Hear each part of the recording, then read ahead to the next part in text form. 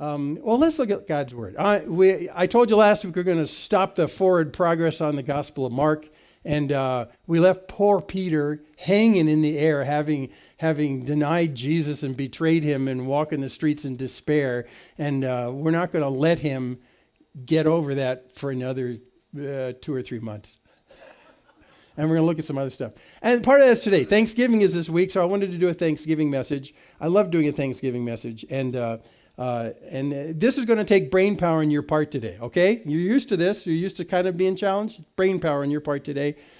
And you'll see why. This picture just totally cracks me up. Jacques Tissot, one of our favorite illustrators from the Bible. I show you most of his illustrations he does from the New Testament. He takes New Testament scenes with Jesus and he fills them in with what he imagines happened there.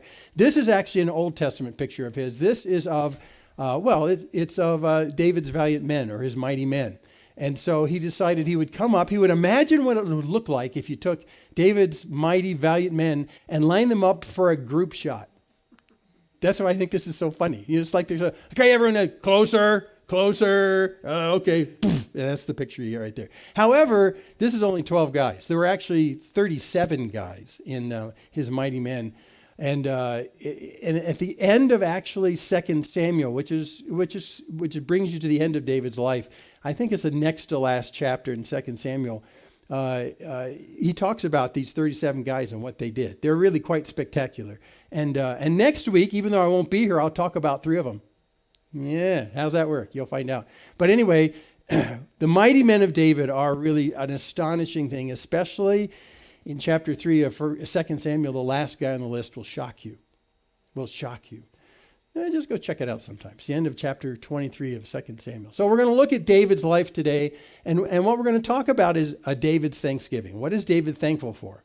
And this is going to be kind of interesting because what happens in his Thanksgiving is very unexpected.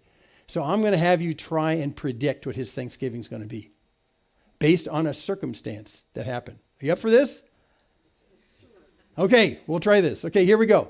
Here's the backstory. Let me tell you the backstory, and then we'll see if we can guess what his Thanksgiving psalm is going to be. That's all you got to work on today. Very simple.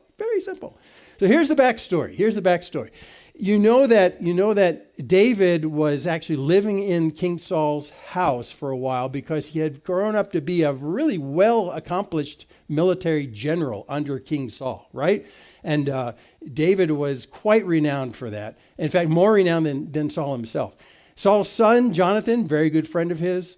And near the end of this kind of David being favored in Saul's household because he was such a great military leader, David starts picking up that it looks like Saul's out to kill him. You should be able to pick that up pretty easily, actually. But he picks this up and he talks about this with his friend Jonathan, who's the son of Saul, King Saul. And he says, look, Jonathan, your dad's out to kill me. He's out to kill me. And Jonathan goes, no, this is in chapter 21. No, I don't think that's stupid. If my dad was out to kill you, he would let me know. And I can tell you right now, David, he's not out to kill you. Well, no, David says he's out to kill me. And they have this nice interchange in chapter 21. Finally, David prevails a little bit. And he says to Jonathan, look, let's do it this way. You need to challenge your dad. You need to sort of push him a little bit. You need to find out, here's what we'll do, he proposes. David says, here's what we'll do. I will not show up for dinner because that was a big deal on the new moon. I won't show up for dinner for a couple days in a row. And it probably will think at first it's just maybe he's sick or something or he's unclean or something. But after a couple of days, he's going to ask you, where's David? And when he asks you, where's David? Tell him I went down to Bethlehem to be with my family. Yeah. Well, we got like a special sacrifice going on. And then you tell me what his reaction to that is. Because I think, David says, your dad is looking for an opportunity to take me out. And if he finds that I've left and I'm out of his control, I'm out of his household, well, listen, you just tell me what his reaction is to that. So Jonathan agrees to that, and they make a deal. You probably remember this scene, and Jonathan says, here's what I'll do. We're going to have to do this secretly because you can't just come into the palace and for me to say, you're right, David. My dad wants to kill you while your dad and the servants are over there. So we can't do that. We've got to do something outside. Here's what we'll do. I'll let you know I'm going to do some archery practice out in this field over here. In 3 days' time, what you need to do, David, is go hide by the pile of rocks out by where I'm going to shoot my bow. You go over there, and I'm going to do my target practice. I'll have a boy who's going to fetch my arrows from me. And if my dad is okay with you, if you're like this, I'll shoot short, and the boy will pick them up. But if my dad's out to kill you, this is crazy, David, but just in case, if my dad's out to kill you, I'll shoot long, and I'll tell the boy, go out long. It's way out there. It's way long. So they make a deal. They have a tearful parting, and then David goes into hiding because David's sure that if his face shows up in front of Saul, Saul's going to take the opportunity to kill him on the spot. So that's what they do. And the plan goes through. Jonathan tells his father Saul, well, David's in Bethlehem. And King Saul, Jonathan's father, just loses it. He just loses it in anger. He gets so angry, in fact, because all of a sudden David is not in his clutches where he can control his death. He gets so angry that Saul, the father of Jonathan, picks up a spear and throws it at Jonathan in his anger. So I guess from Jonathan's perspective, he goes, my dad hates David, I guess. They do the arrow thing. And then David and Jonathan, after the arrow thing happens, David comes out from the pile of rocks in that field where he's doing his archery practice. Jonathan tells the little boy to run away with the arrows. Jonathan and David have this wonderful embrace. And for both of them, they sense the fact that in this parting where David's going to part, they may never see each other again. It's a really tender scene. It's really a great, great scene. But Jonathan says, but it's true. My dad wants to take you out. And so David has to go on a run to get away from Saul and away from Saul's armies, because now what he suspected isn't just suspected, it's overt, it's out there, and the next opportunity Saul takes, he's going to take David out. Now why? Well, Saul suspected, more than suspected, he knew that David was anointed to be the next king, and the next king cannot be the next king unless the current king dies. So from Saul's perspective, I either take him out or his coronation will take me out. One of the two. So Saul's against him. Well, that brings us up closer to the present. David's on the run, but he has at least confirmed that King Saul's out to kill him. So stay away from Saul. So David runs in his haste all by himself, leaves. He doesn't even go home, to pack a suitcase. He just runs. He just runs away from Saul because this is a pretty big deal. Well, where he runs to in the story when you get into chapter 22, David runs for his life to a place called Nob. And evidently the tabernacle of Israel is there. The tent version of the temple is there. And he runs to Nob. And when he gets there, of course, he's not carrying anything. He has absolutely nothing. It's been several days since he's eaten, actually. We know that because of the 3-day delay when he was doing the arrow thing with Jonathan. So he's really hungry. So he asks the priests at Nob, you got any food? Priest of Nob says, well, the only food we have is really this food that's devoted to God, the 12 loaves that are inside the tabernacle. So if you and your army, hey, by the way, where is your army? He asks him. So David says, well, I'm on a secret mission. Yeah, that's it. The king has sent me on a secret mission. And so I'm just all by myself, and the king doesn't want anyone else to know what I'm doing. So, by the way, about that bread thing. He goes, well, we have bread, and you can feed your guys with it as long as they're kind of staying clean from, sleeping with women. That's kind of a long story. But anyway, he gives him the bread there to feed him. And then since that's all he's got, then David says, another thing. Not only am I hungry, you got any weapons here? Weapons? In God's tabernacle, there's no weapons. But he asks anyway. He says, and what David asks is, you got a spear or a sword thing? Or, because I got nothing. And at that same point, it turns out the priest then says, well, wait a second. Why don't you have a sword on you? Well, David says, I had to leave in such haste that I didn't get my sword. It's looking kind of fishy the whole way through. And then the priest says, well, you're in luck today. Because we have a special on swords. No, he doesn't say that. He says, because it turns out in the tabernacle, behind a vestment inside there, wrapped up in cloth, is the sword of Goliath, that very sword that you took off of Goliath after you whacked him with a stone and you cut his head off. With that sword is right back here, right back here. He says, if you want that, you can have that. It's just wrapped up in a cloth right behind here. So take that. Well, David hears that. He goes, oh, okay. And he took the bread and he took the sword of Goliath. He says, yeah. And he looks at the sword of Goliath at that point. He makes a wonderful comment. He says, man, there's none like that. Give it to me. So he grabs the sword of Goliath. Now, what's distinctive about the sword of Goliath, we don't know.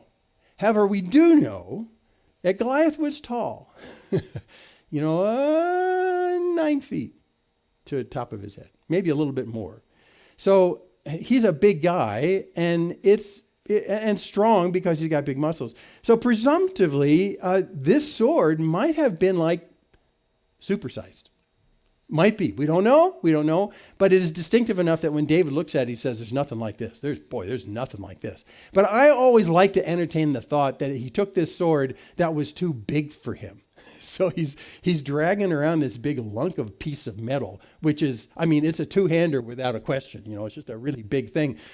But he grabs his sword and figures, okay, now I can at least defend myself. I'm on the run. I can defend myself. I've got the sword of Goliath. It's distinctive. There's none like it. And so from there, he leaves with food and a sword. And since David's very accomplished with the sword, he feels like, maybe things will be okay. So then he decides at that point to run, but he runs away from Saul into the Philistine area of Gath. Well, wait. Philistines, aren't they the enemies of Israel? Yeah. So I think David's thinking is if I run into the Philistine area, Saul's army won't follow me there because there's a lot of Philistines. However, if that village of Gath rings a bell to you, it turns out that's where Goliath comes from. That's his hometown. That's Goliath's hometown. And so I showed you right there in 1 Samuel 17 the account of David and Goliath. And when it introduces the big champion of the Philistines, it introduces him as the champion Goliath of Gath. Now ponder this with me for a second. What is the wisdom in dragging Goliath's none-like-it sword into the very hometown of Goliath? Does that make sense to you?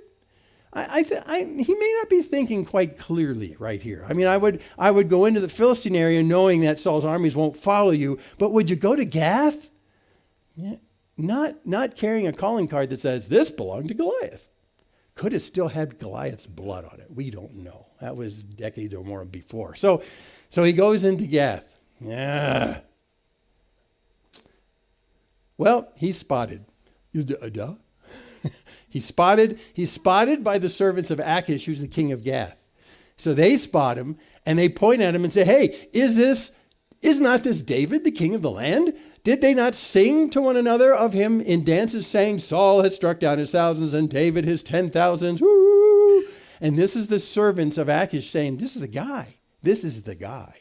This is David, the one who killed Goliath. This is David who killed our champion who was born and raised in this town right here. And they've got him. They've got him. It's the end of poor David. He dies and he's no longer the king. No, that doesn't happen. But that's what David's thinking. Because how do you get out of this?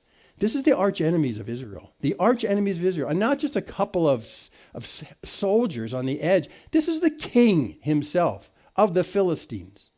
Now in holding on to the next king of Israel. In fact, in a moment you'll see that Achish thinks he already is the king. Well, David is greatly afraid. So what he decides to do while he's being held by these guys is act like a madman.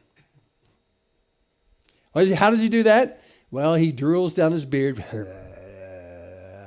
He scratches something on the gates of the city. We don't know what that was. But a little bit of graffiti doesn't hurt when you want to be a madman, I guess. It depends on what you write, I think. David was here or something stupid like that. Or Goliath was puny. So something just stupid. So he does that, but he does everything he can do while he's being apprehended by the king to just act like an idiot as much as possible. Just act like an idiot. And he puts on a pretty good show, evidently, because Achish looks at David while he's drooling down his beard and doing all this kind of stuff. I mean, he's defenseless. Maybe if I just act like an idiot, this will help. Well, Achish says, behold, look, you see the man's mad. He's mad. Why then have you brought him to me? Do I lack madmen that you have brought this fellow to behave as a madman in my presence? Do I lack madmen in this country? Do I? Why did you bring another one? Ah. So I guess it worked. So Achish sends him away. Yeah, okay. Sends him away. And David escapes alone to the cave of Adullam. That's the end of our backstory. But so they let him go. He's in Philistine camp. It's a bad place. Saul won't kill him there, but the Philistines are going to kill him there. So maybe that was a bad choice. So he turns away from the Mediterranean coast, which is where Gath is. It's actually exactly where Gaza is. It's very close to it. And he turns the other way and he heads east. And he heads east more toward the Dead Sea. And now he's just out in a region that's barren, and figures if I just hide out in the wilderness, I'll go to Adullam, because at Adullam there's a very famous cave and there's a stream that comes out of the desert right there. I can stay alive. Because of that stream, there's some wildlife that live in there, some goats and antelope and stuff like that. It's a very tiny little crack in a desert. And he decides to go to the cave at Adullam. He goes to Adullam all alone, no one else, and he sits down there and wonders about his future. And we think, but we don't know. We think that while he was there in the cave, all by himself, he had time to think. And not only did he have time to think, but we know that David was a great songwriter. Maybe he wrote a song. And that song is Psalm 34. How do we know he wrote Psalm 34? Well, because there's headings on a bunch of the Psalms. And here's the heading on Psalm 34. Of David, when he changed his behavior before Abimelech, so that he drove him out, and he went away. Abimelech is more of a office title for the king of Achish. So we can look at Psalm 34 and say, hey, this was written immediately after that whole event with going to the Philistines, going to Gath, carrying this big calling card saying, I know Goliath because I killed him and all that kind of stuff. And he narrowly misses being killed by his arch enemies. All that happens. And now he writes a psalm. So this is where it brings us to our thinking part of the morning. Without looking at Psalm 34, and I heard some people turning. That's okay. You can look at it in a second, because we'll all look at it together. But after that command performance of madness and wriggling out of the hands of Achish and his guys, and they know who he is. Saul's killed his thousands, but David his 10,000, and we've got him. That whole event, you know the entire story. You can go back and check me up on it. Chapter 21, 22, 1 Samuel. What do you write in your psalm? As you're sitting there, if you're David, and you're sitting in this quiet cave, all by yourself, probably not having the sword of Goliath. They probably said, that's staying here. Oh, we don't know. Well, but what do you write? So what would you write? We're going to open this right now. What would you write in your Thanksgiving? Because this is a good thing. This is a Thanksgiving psalm, and this is Thanksgiving week.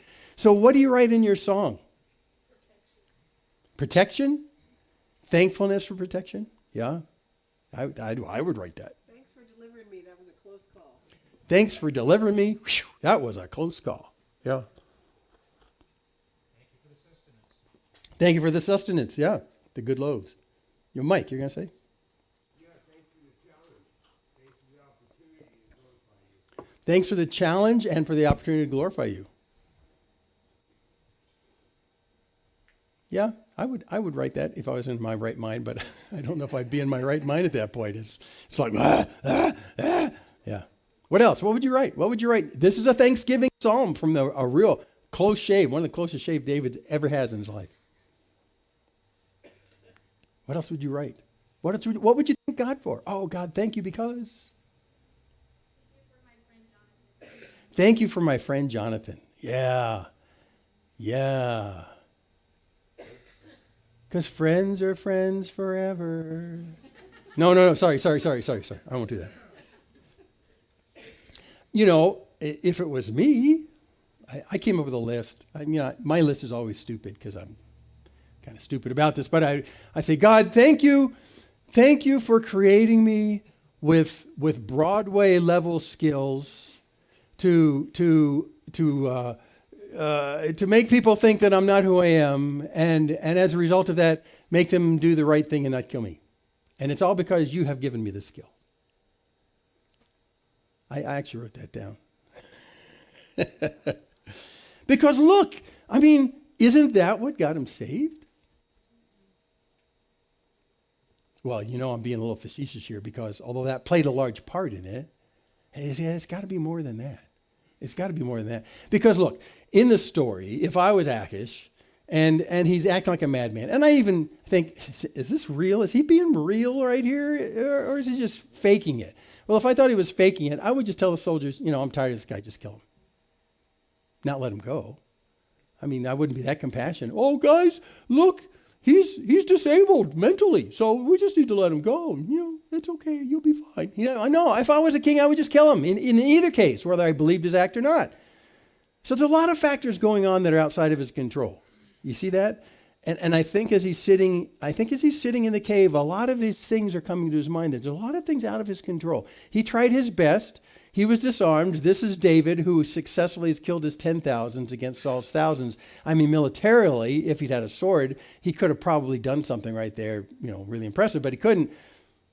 A lot of things are out of his control, and I think that's what's interesting. What he could control, which was just acting like a madman, we'll just see if this works. But as he sat in the cave, how much credit did he give to that? See, I think that's what's interesting right here, and that's what we're going to learn when we look at the psalm. It wasn't much. Yeah, Doug. Why me? What have I ever done? Those come up in the other Psalms. It won't be much here. But in the other Psalms, because this is just the very first of a long period of time where David is running from Saul, and it's dire. It's bad. And he writes a lot of Psalms in that context while he has these near brushes with Saul's army, where he says basically that. He starts these things out by saying, God, they're laying snares and traps for me. They're waiting for me around the next corner. And this isn't fair because I'm the anointed next king. What is I thought that your prophet Samuel came to my dad's house. He poured the oil on my head. He anointed me king. What is going on? This is not fair. There's just a ton of not fairness in a lot of his Psalms. However, in those Psalms, which we won't look at today, in those Psalms, he starts off with that complaint about lack of fairness. And at the end of the Psalm, he ends up thanking God for his control of the situation. So, yeah, Bijou.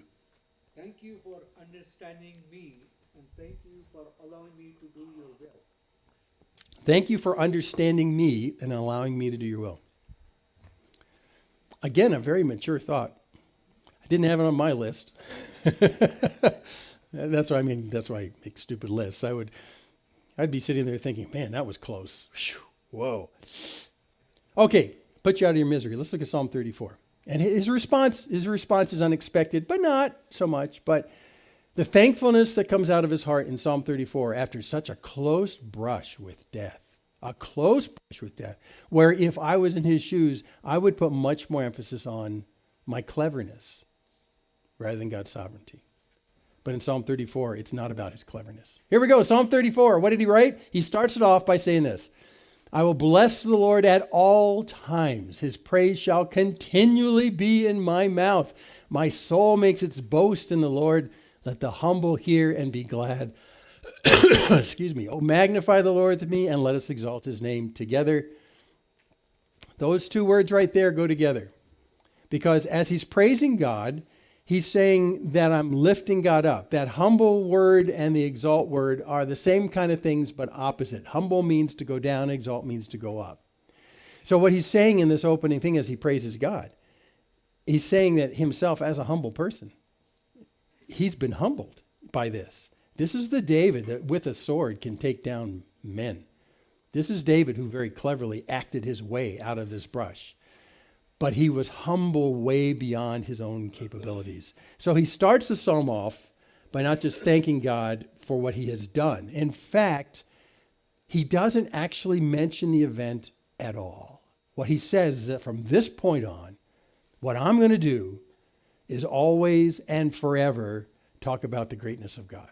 And not the greatness of me, the killer of 10,000s. See how he says this? He puts God on the top. I'll bless the Lord at all times. His praise shall continually be in my mouth. My soul makes its boast in the Lord, not in me. That's what was humbled. I'm not going to boast in my ability to fool people or to kill them with my sword. I am going to boast in the Lord. Constantly, I'll make my soul makes its boast in the Lord. The humble hear and be glad. Oh, magnify the Lord with me and let us exalt his name together. So he starts off the entire psalm in his thankfulness by talking about who God is and that he's going to constantly praise him. Instantly, we realize it's, as he's sitting in the cave, it's not about me. This was never about me. This is about who God is. And so because God has saved me, I'm not ever going to stop lifting up the name of who God is. That's what I'm going to do. And I'm going to humble myself as I come. It's not about me. It's about God. Now, this is a really important trait for the king of Israel after he becomes coronated, because kings and anyone in high positions of power, especially the highest position of power, tend to be corrupted by the degree of that power, right? You see this all the time. You see this all the time. And they start to think that they're big stuff. You know, they think that they're bigger than they really are. Because after all, I'm the one who was made king, not you. Or I'm clearly superior from all you people. So you get this idea after a while that somehow you're really big stuff. You're hot stuff. And so you start acting like you're hot stuff. And what that does is it tends to take off the throne God himself and put you on instead. So one of David's hallmarks throughout his entire rule when he became king was the fact that he would humble himself and let God be king. Because in reality, although David was technically a king, the king of Israel, the true king of Israel was always God. And that was always the intention. That was always the intention. In fact, when you look at Saul's reign and you look at the criticisms about Saul's reign that you see in 1 Samuel and some parts of 2 Samuel and Chronicles, it's the fact that Saul put himself above and he didn't allow God to be the king of the country. In fact, when Samuel is called by God to go anoint David, the boy who's with the sheep at the time, Samuel himself as a prophet is really... he's really offended by the fact that the people of Israel want a king. He's really offended by it. You got to see it when he announces it, because God says, okay, Samuel, we need to go, anoint a king. This is before Saul's king. And Samuel says, no, that's just not right. God, you are the king. We don't need a man king. We don't need a man king. You're king. Don't ask me to go, anoint some man king. That's wrong. You're the king of Israel. Samuel gets pretty disgusted by the whole idea about having a man king. And God goes, chill, dude. In Hebrew, it's actually chill, dude. I want you to anoint a king. Okay? And Samuel finally acquiesces and he anoints Saul. That doesn't work out really well. And then you expect in the narrative to see Samuel come back to God as everything's falling apart with Saul, when things are really going bad. You expect Samuel to show up in some scene waving his fist at God saying, I told you this would happen. I told you this would happen. But he doesn't do that. He doesn't do that. Instead, God says, let's do number 2. Let's anoint a new king. And the interesting process in anointing that king is that as he goes out to anoint the king, God has to tell Samuel in the process that, Samuel, you don't understand. You don't understand. I judge a man by what's inside of him, not what's on the outside of him. So you look at the sons of Jesse, because I didn't tell you which son of Jesse was going to be king. I'm just telling you to go to Jesse's house. I didn't tell you which son. And as you go down the list of the sons, you go, well, there's a strapping young man. He looks pretty good. He could be a king. No, Samuel, here's the deal. I look at the heart. I look at the heart. I don't look at the outside. I look at the inside of a man. And I'm looking for a man after God's own heart. Well, how am I supposed to figure that out? Samuel says. Well, I'll just tell you which one it is. He goes through the entire list of the sons of Jesse, and none of them, he gets no twinkle about which one that is. He says, well, this is not right. None of your sons seem like they're supposed to be the king. But God told me to come into your house, Jesse, and to anoint someone to be king. But none of the ones you brought to me. Is this all your sons? Because I don't understand what's going on. And Jesse kind of apologetically said, well, there is the youngest one. Well, where is he? Well, he's, like all youngest sons, he's out tending the sheep. Well, bring him in. And they bring him in. Ding. The twinkle happens. Samuel says, this is the guy. Anoints him as he's just a youth. That whole event now is maybe a decade past in this issue right now. But God does look at our insides, not our outsides. And he sees David. Now, David wasn't perfect. David, he let the power get to him in some cases, and he did some heinous things. Bathsheba. It's connected to the last of the mighty men in his list of 37. So go check it out. 2 Samuel 23. But this is the guy. So David realizes, I may have thought myself clever in all this, but it's not about my cleverness. It's not about my command performance to fool people. It's not even about how I can wield a sword, because look how useful that was in this situation. No, from this moment forward, I will continually in my mouth praise who God is and bless the Lord at all times. He does lapse a few times, but largely that's it. He does that throughout his entire life. You could almost say that this beginning event in the life of the almost King David, this beginning close shave with death, is what caused him to back off on his reliance on his own skills and say, I need to put God ahead. He's in charge. It's not really me. So I think this is a great way to start. Look, magnify the Lord. That means make his name big. Let's exalt his name together. And by the way, every time you see the word name in something like this, we're not just talking about what his first name is. What's God's first name? Yahweh. Well, let's magnify it.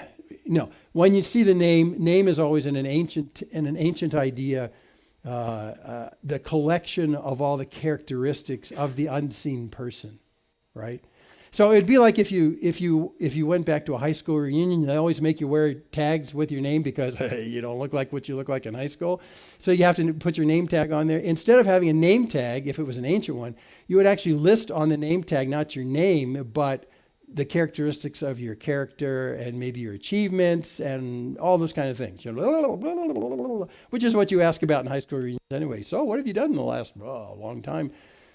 If you could list instead who you are inside that you can't see. That's what a name is. So when he says, I want to magnify and exalt your name, what he's saying is I want to take the characteristics of who you are, God, and what you've done, and I want to take those things and raise them up instead of raising me up. See? So the name in the old ancient ways is more of a reputation. This is why when God would have his struggles with Israel as they left Egypt, and they made their way to the promised land after a whole generation. There were many cases where God challenged them to do something, which looked kind of simple, but it was kind of scary in many respects as well. And God would often say to them, and this is a refrain God said all the time, this is how he lifts his own name up in their face. He doesn't say, my name is Yahweh. He says, I'm the God that got you out of Egypt. That's his name being lifted up. I'm the God who got you out of Egypt. Hello? Yeah, but I don't know if we can do what you ask us to do because it looks really scary. Hey, look at me. I'm the God that got you out of Egypt. So that's how you magnify and glorify the name of who God is. And, I do this all the time in my own life as well. When I look back on where God has brought me and what he's done, I always go back and say, this is going on, but God. And this is where I understood his loving kindness. And this is where I understood his faithfulness, how he'd stick by me. That's who this God is. And I raise up the name of God rather than raise up my problems or my inabilities. Paul says that when I'm weakest, that's when I'm strong, because then people won't misjudge what they're seeing when they see my ministry. They won't think that, Paul, you're a pretty sharp dude. They'll realize that, no, actually I'm not. This is all God. This is not me. Okay? So he starts off with this. Well, let's see where else he goes. In fact, I'm going to summarize these paragraph thoughts. I'll summarize this as his praise. So he just starts with his praise about who God is in the midst. And then we're going to move to his story. He actually will visit his story. So here's what he says in Psalm 34. I sought the Lord, and he answered me and delivered me from all my fears. When you read the story in chapter 22 of 1 Samuel, he is really fearful. I mean, he is really afraid. There's just one tiny little phrase, and when you look at the etymology of that phrase, he knows this is the end.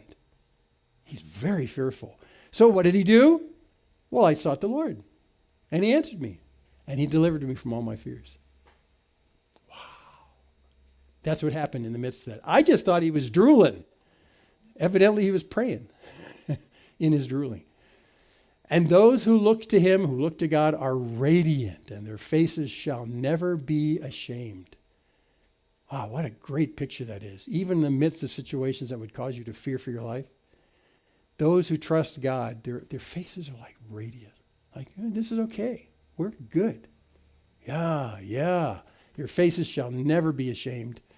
This poor man cried, and the Lord heard him and saved him out of all his troubles. This poor man cried. Not this anointed king of Israel who says this is not fair. This poor man cried. You see the humility right there. And that humility is just a big deal. If you want to invite God into your situation, you can't go in proud. You go in saying, God, I got nothing. I got nothing. I got nothing. One of my favorite examples of this is Jehoshaphat. You know anything about Jehoshaphat in the Old Testament? Because he was as the king of Israel, he was being attacked by 3 countries simultaneously. And I won't tell you the whole story because it's one of my favorite stories. We could go on for an hour on this. But in the end, what he does is he stands up in front of all Israel. Now, this is the king of Israel. This is a guy who's got responsibilities to keep the baby safe and the family safe. And with the oncoming and the uncertainty of the powers of these 3 nations who want to take him down in a coordinated effort to destroy and annihilate Israel, Jehoshaphat gets up in front of the Israelites and he does his prayer. And his prayer is stunning in its brevity and its humility. I pray this prayer all the time. And it says he lifts up his hands and he says, Lord, we do not know what to do, but our eyes are on you. Amen. What? Can you imagine a president of the United States or a prime minister of the UK going on TV and saying, Lord, we just don't know what to do, but our eyes are on you. Okay, have a good day, everybody. Questions, press? That's what Jehoshaphat did. And God answered his prayer in a mighty way. If you're curious, look up Jehoshaphat. If you've got some Bible software, Jehoshaphat. It's just like it's spelled. This poor man cried, and the Lord heard him, saved him out of all his troubles.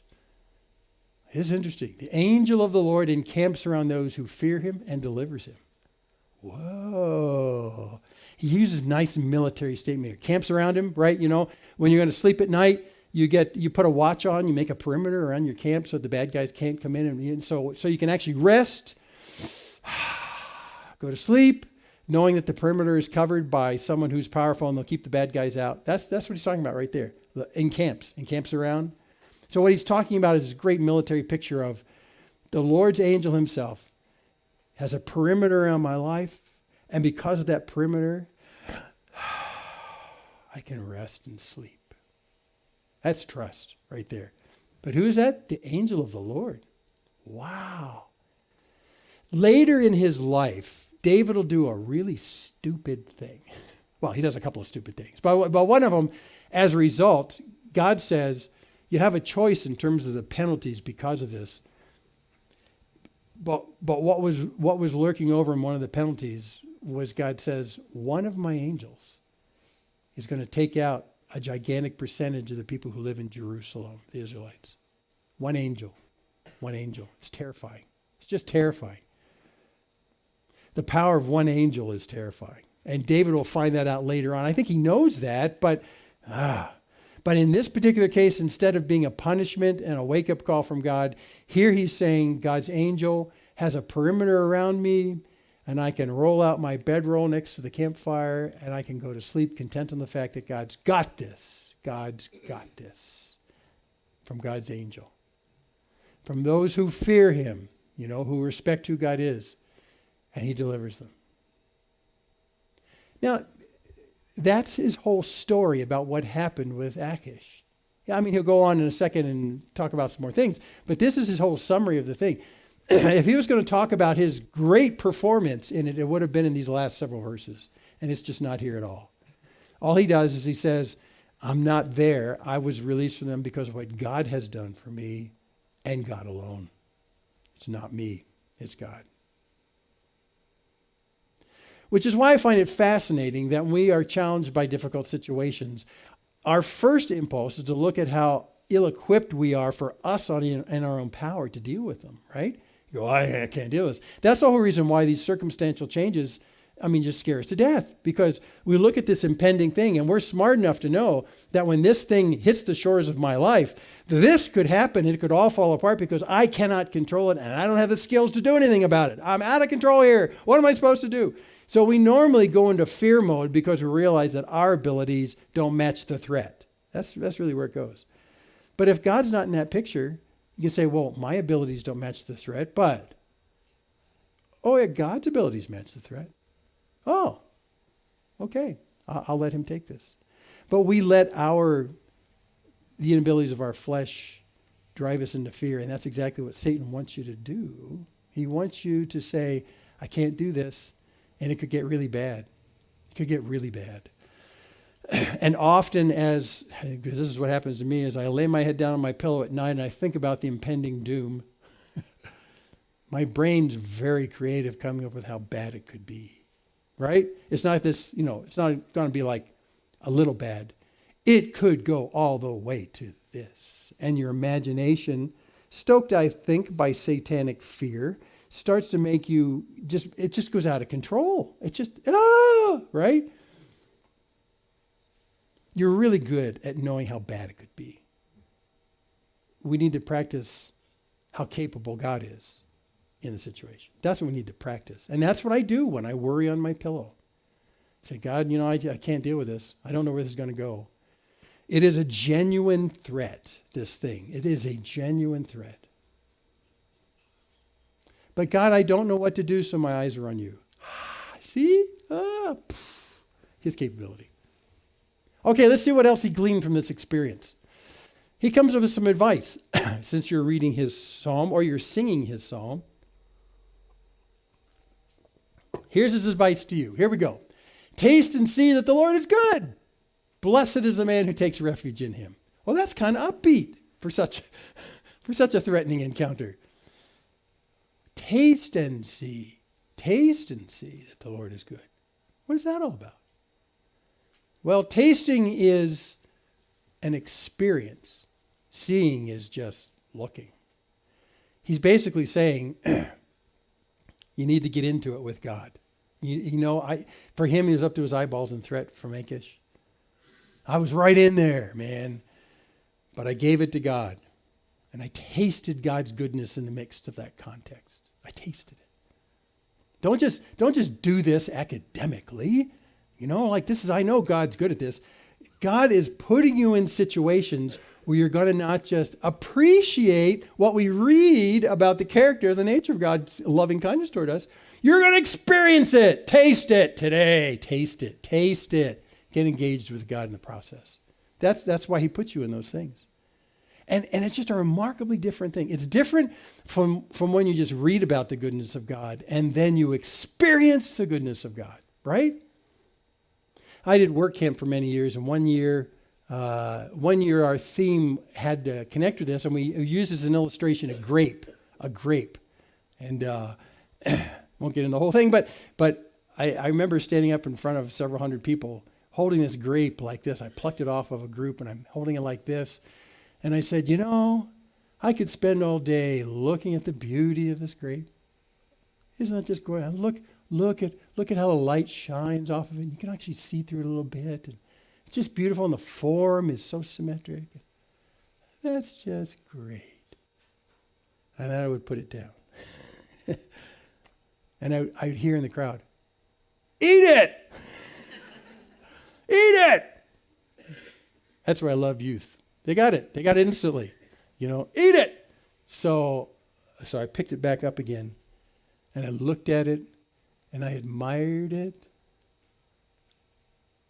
And I put it in my mouth. Taste and see that the Lord is good. Seems okay.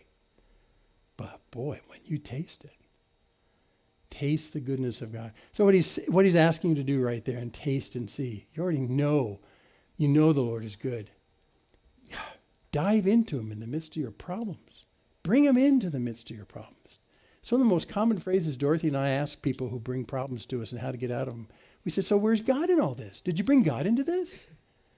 Well, don't you know the Lord is good? Well, yeah, theoretically. I suppose. You need to bring him in. That's the tasting part. You need to bring him in. Taste and see. Because what David experienced as he was delivered from Achish, he tasted the goodness of God. Taste and see. Bring him in. Blessed is the man who takes refuge in him. So fear the Lord, you his saints. That's the respect who God is and his power and his loving kindness. For those who fear him have no lack. Which brings up an interesting metaphor he's thinking. They fear no lack. That is, there's nothing that they lack. But guess what? Here's the metaphor. Young lions, they suffer want and hunger. And they're the most powerful. Young lions, whoo, they can kill anything. They suffer want and hunger. But those who seek the Lord lack no good thing. Now, a lot of people take issue with that last phrase. Those who seek the Lord lack no good thing. And you can say, well, now wait a second. Let me make you a list today of all the bad things I'm going through. And I appreciate that. And he's going to actually cover that at the end of the psalm a little bit. But what we have to understand because of his declaration right here is that when you're in the midst of bad, from our perspective, God intends it for great good. And you can tell yourself that in the midst of the circumstance. And by faith, you can place your trust in that. But something about that just doesn't sound right. I mean, why would God allow me to undergo this thing? Why the circumstances went so bad right here?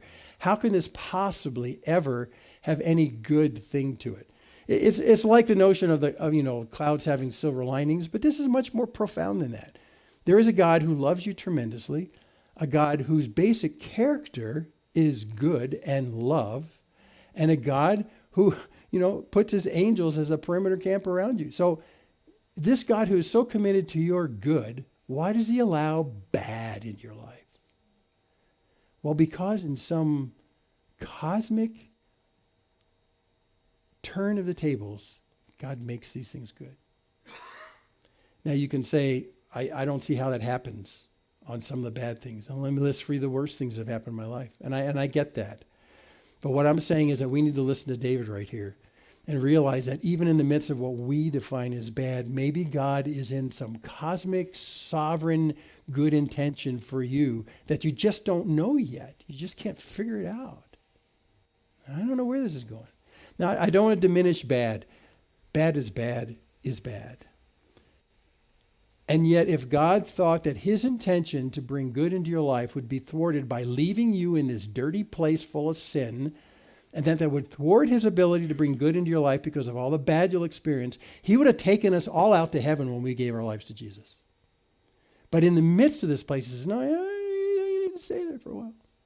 Yeah, but I hate what this place does to me. It hurts. There's bad things that happen here. Yeah.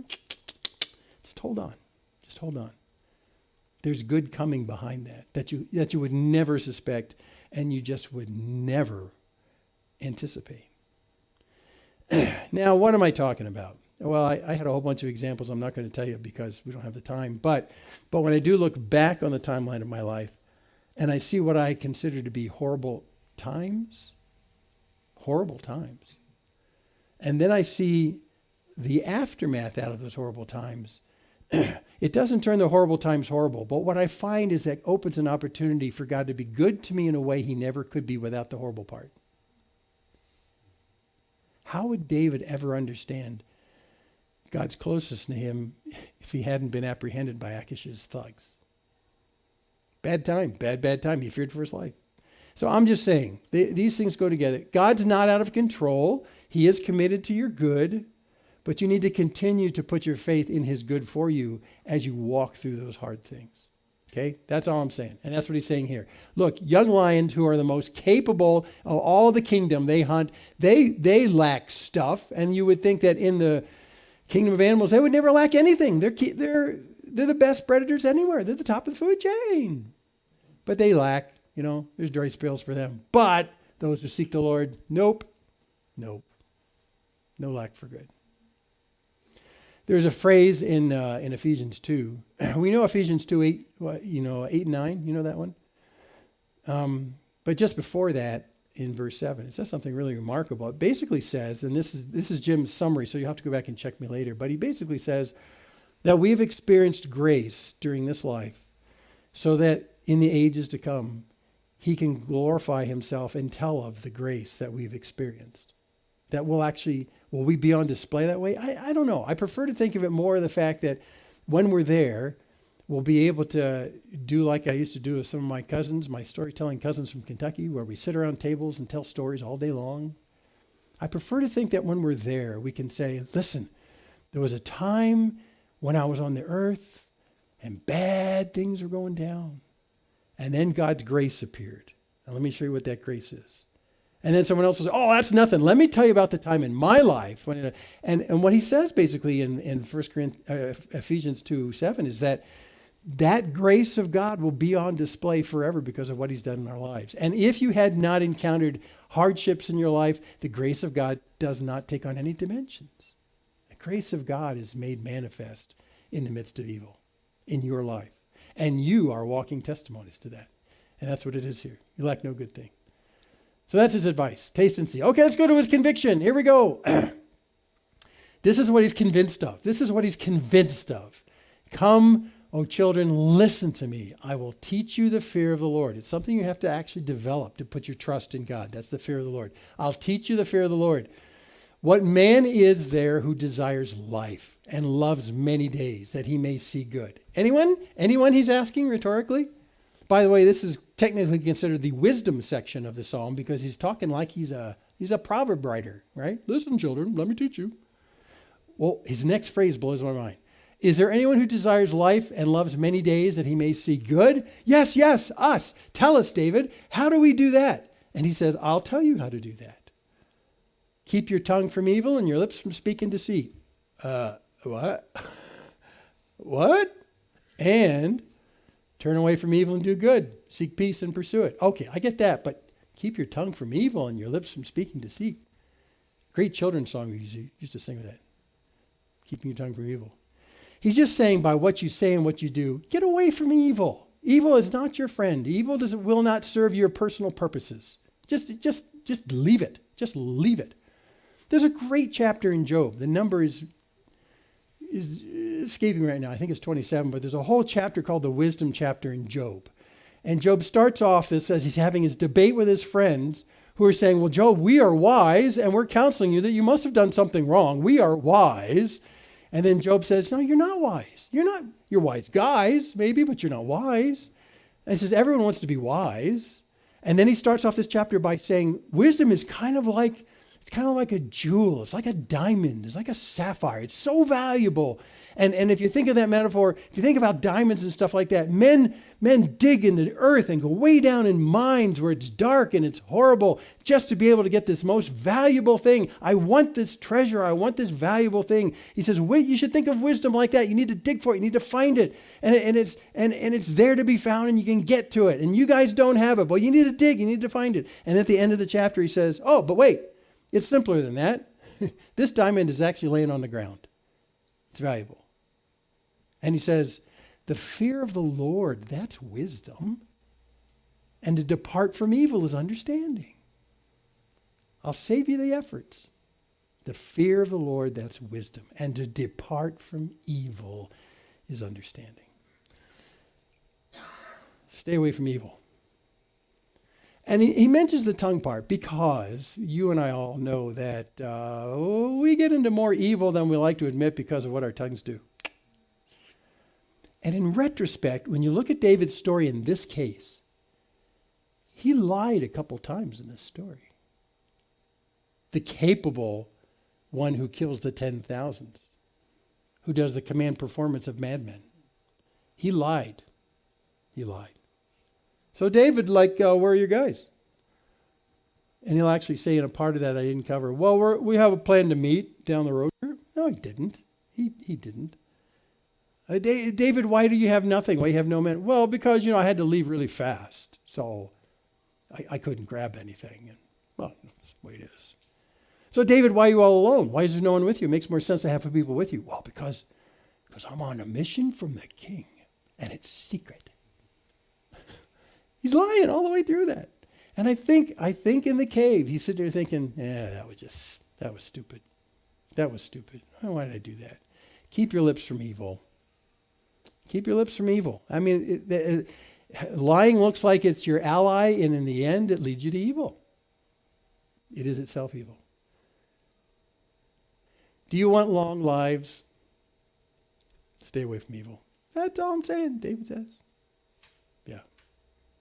Okay, that's his conviction he's teaching us. Now, this is his assurance. This is what he knows and he's assured of. 15, the eyes of the Lord are toward the righteous, and his ears are toward their cry.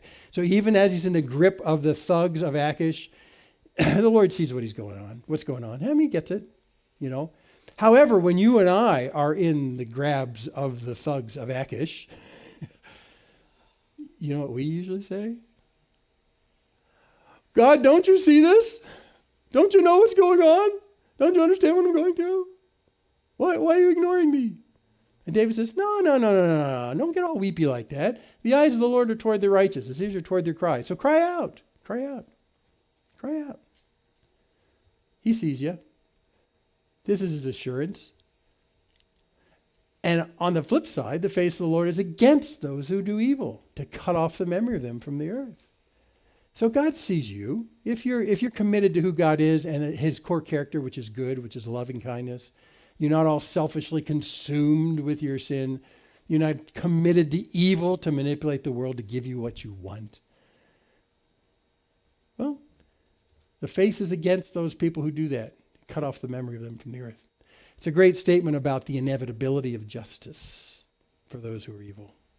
By the way, vengeance is mine, says the Lord. It's mine.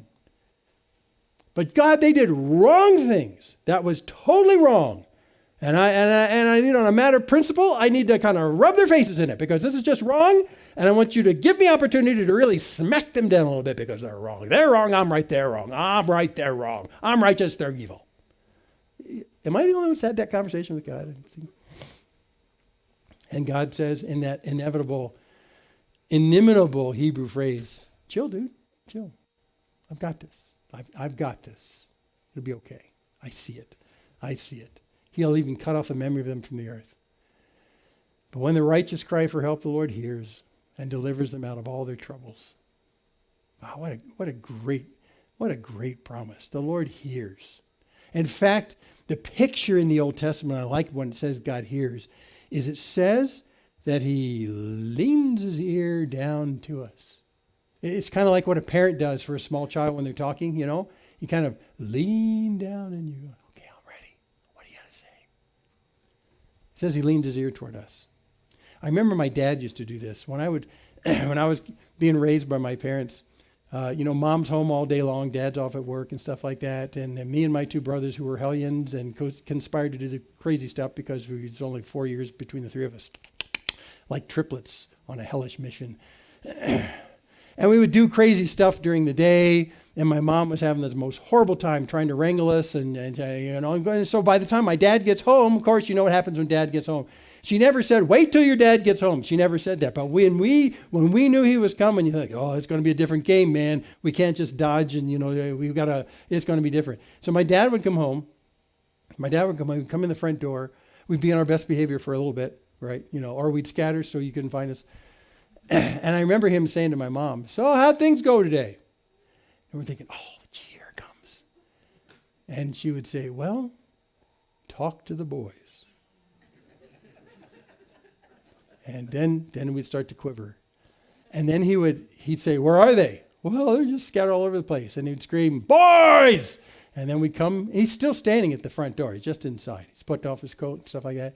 And he lines us up in front of him. And what he did at that point always amazed me. Because what he would do is he would bring his ear down to our level. And his eyes, by the way, too. But he would incline his ear to us. That's the Old Testament phrase. He'd incline his ear to us and in almost a menacing way say, what did you do to your mother today? And he wasn't angry. Well, he'd be angry after we told him. But but as he's doing this fact-finding mission, there was something so powerful about the nearness of his presence. My mom she never would bow down to us, and to hear us. But my dad would in a menacing way. But it also, on a flip side, had a good side, because he would do that when he would encourage us. He'd lean down and say, great job, Jim. Something about the nearness of God. And there was an assurance as a child to know that he heard me because he inclined his ear to me. And that's what we're talking about here. When the righteous cry for help, the Lord hears, delivers him out of all his troubles. The Lord is near to the brokenhearted and saves the crushed in spirit. Write that on a mirror at home. It's just such a great phrase. The Lord is near to the brokenhearted. God, where are you? Well, he's near. And he saves those who are crushed in spirit. Crushed in spirit means you got nothing left inside. You've exhausted all your emotional energy to get past this, and you're just done. You're crushed. There's nothing left. I say put this on a mirror because often when I'm in a bad way, I look at myself in the mirror when I'm brushing my teeth or something. I'm thinking, man, this is just the worst. This is the worst part of my life I can think of. This is bad. God, are you even here? The Lord is near the brokenhearted. Wow. And he saves the crushed in spirit. And that's David's assurance. He hangs on to that. Man. Okay. He's going to wrap it up with this. He's going to come back to his afflictions before he ends. He's going to come back to his afflictions. And he says, many are the afflictions of the righteous, but the Lord delivers them out of them all. So, you thought when you started following Jesus there'd be no afflictions anymore, didn't you? Didn't you? No one told you about this? Well, Jesus said exactly the same thing. He said the same thing to his apostles, in the world you'll have tribulations. There you go. Wait, I didn't sign up for this program. Well, in the world you'll have tribulations. It's okay. I've overcome the world. Oh, well, so why do we have to have tribulations? God understands. The Lord delivers them out of them all. Many are the afflictions. I don't think David even realized how prophetic he was at this point in his life running from Saul. Many are the afflictions of the righteous. He's going to run and run and run and have near encounters with death from Saul's army for a long time after this. Chapters and chapters and chapters.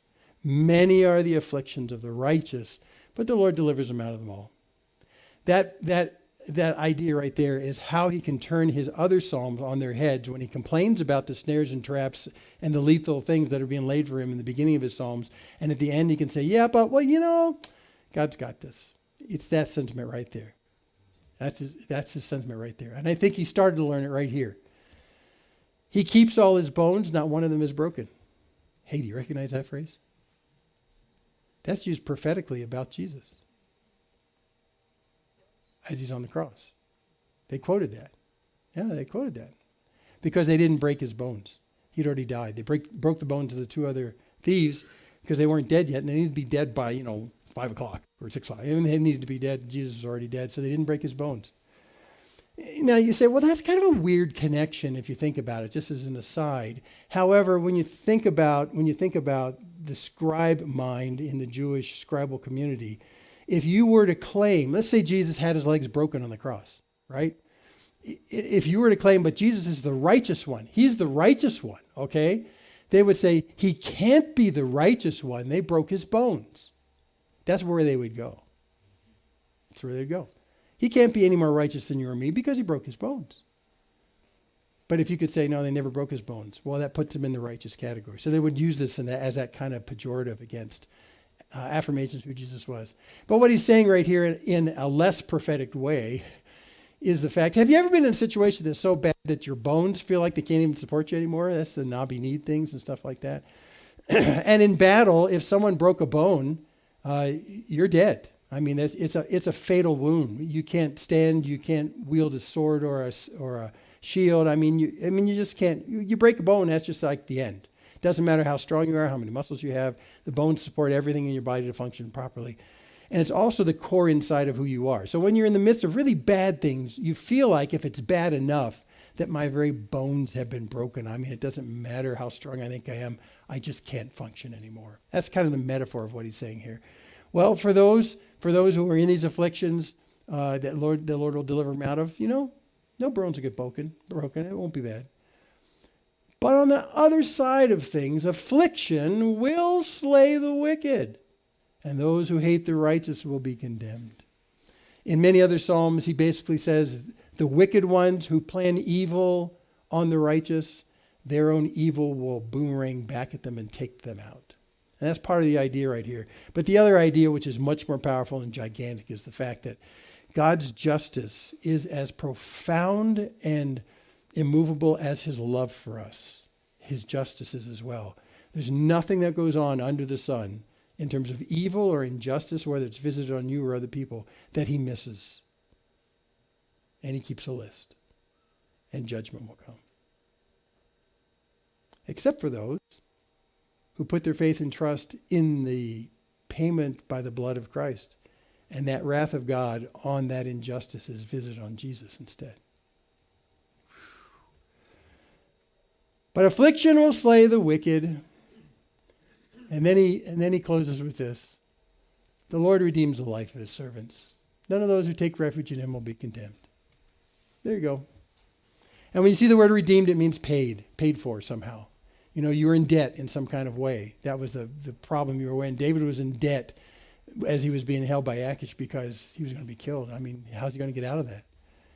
But God redeems him. God pays the price. And it harkens to the coming of Jesus as a sacrifice lamb who will himself pay the price for us through his blood so that we can find life.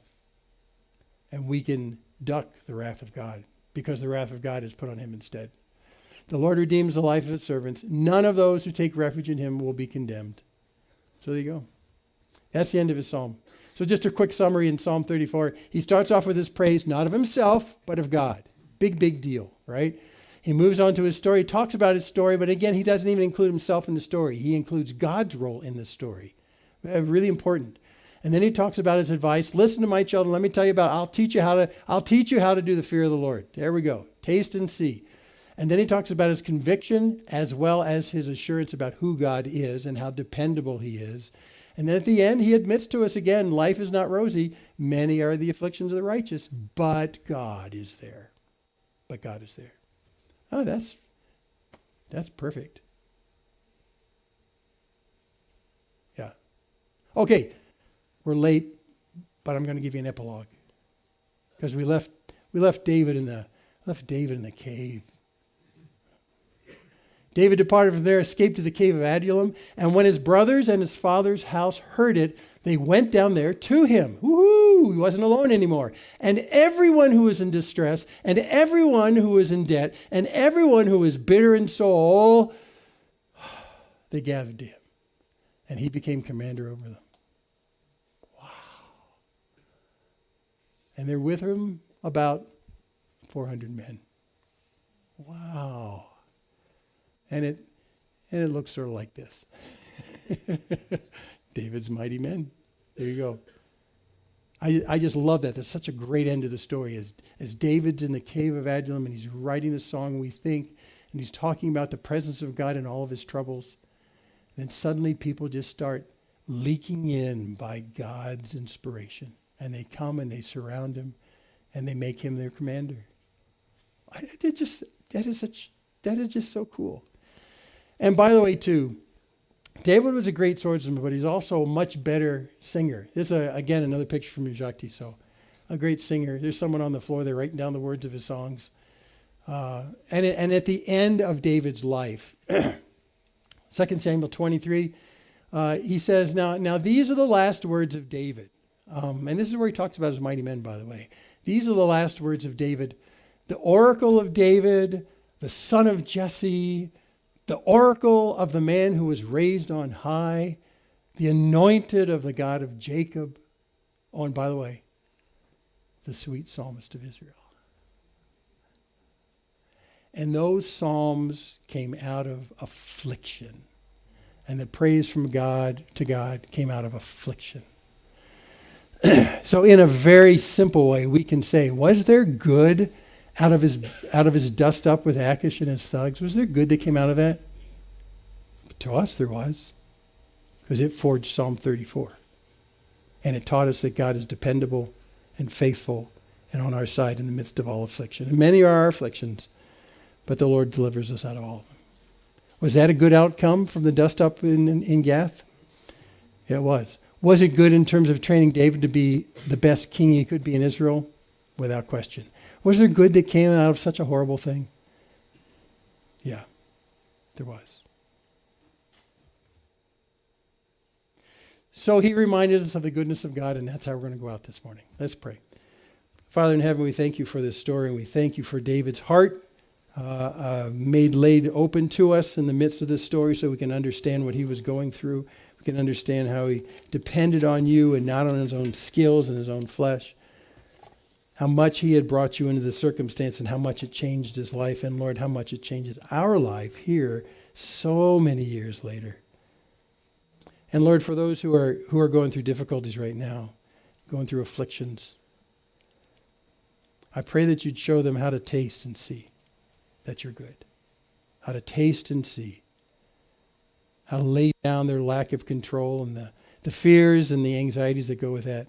To lay those down and say, well, God, you got this. Lord, I don't know what to do. But my eyes are on you. Lord, teach us how to fear you and how to bring you into our afflictions. And change our hearts about the God who's good and the God who's committed to loving us in every circumstance. So thanks for this story. And this week, Lord, as we turn to be in Thanksgiving, we pray you'd give us hearts that are thankful not for things, but for the God who loves us with a love that won't stop. Give thanks to the Lord, for he is good. Thanks, Lord. Amen.